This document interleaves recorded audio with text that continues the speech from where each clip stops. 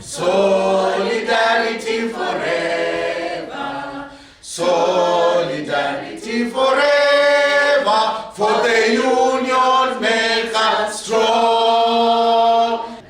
Well done, guys.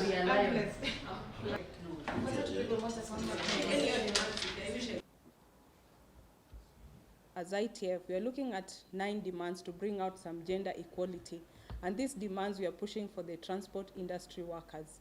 And some of these demands include, or rather the 9 demands include, ensuring that women are engaged in all decision-making bodies, and to make sure that if there is a decision or where stakeholders are sitting, we also have women included because they are the people on the ground and they can bring out the issues that is required. We also have the demand on income and social protection.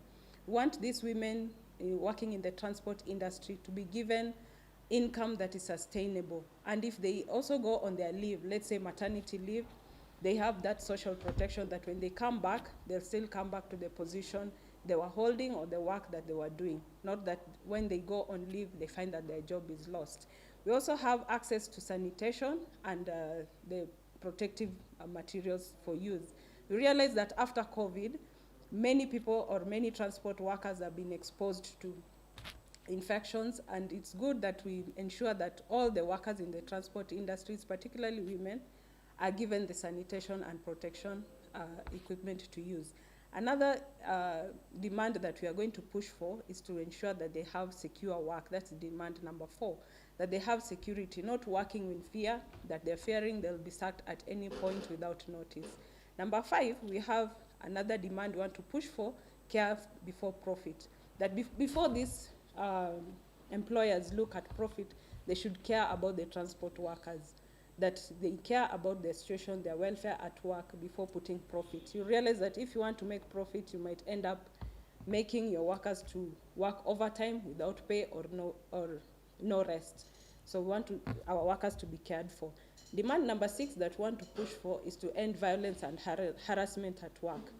This is a demand that is really touching on most countries, and Kenya being one of them. We want to send appreciation to the President for making a commitment that this thing will be ratified, the C-190 Convention. Our demand number 7 is the new technology to benefit women workers. Every new technology or any new technology that comes into place might make other workers to lose their jobs because of digitalization. Everything is moving to digital mode. We want to make sure that our women who are working in the transport sector, as much as digitalization is taking place, they will not lose their jobs. That these women will be empowered to also have the knowledge of digital knowledge and not to lose their jobs. Another gender equality demand that we want to have is the gender impact assessment. We want to look at anything that is brought into the transport sector. It is assessed first. Is it benefiting the gender, or is it going to be an effect to the gender? The last demand is on gender responsive economic stimulus. That as much as the economy wants to, as much as the industry wants to improve the economy, we have to take into account also the impact on the gender involved in that sector. The International Women's Day is an action day that is celebrated annually on the 8th of March across the globe by women and men who come together through activities that advocate for equality and fairness across the board. This year's theme for the International Women's Day is Innovation and Technology for Gender Equality, with the hashtag Embrace Equality. As women in the transport sector, we have several challenges that we go through, just like what we experienced recently. We had a woman that was harassed as she was trying to alight from a matatu. She was thrown out of a moving bus. So that is harassment. We have gender discrimination. We are also advocating to have more women in the decision-making bodies and tables. we are calling on all the stakeholders, including government and well-wishers and the unions and federations, to come through and help us as women in the transport sector so that we can advocate for fair pay, for safe working spaces for women. We are also pushing for, as we move to digitalization, we want to ensure that the new technology helps women and gives them an opportunity in the transport sector and not to seclude them. We would also like to thank the county government of Nairobi for ensuring and providing transport that we are going to use on the 8th of March this year.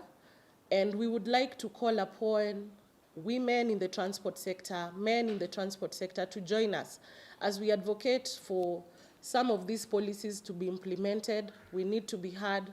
We need a voice. We need to be together. We need the solidarity. So come and join us on the 8th of March at the Roaland Scout grounds at Kibera so that we can advocate for these policies and ensure that women's rights are heard. In the Women Committee, we have various women in different sectors in the transport industry. And being under the NCC, the National Coordinating Committee, we have various roles, like inviting our fellow women to the transport sector, also to the unions. So we have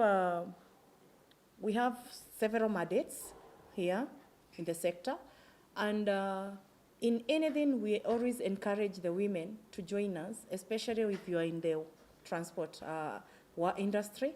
On 8th of March, it's the International Women's Day, and being part of the National Coordinating Committee, we are part of the planning committee under the Nairobi the County Women Committee, and we have various activities that we involve or we participate in.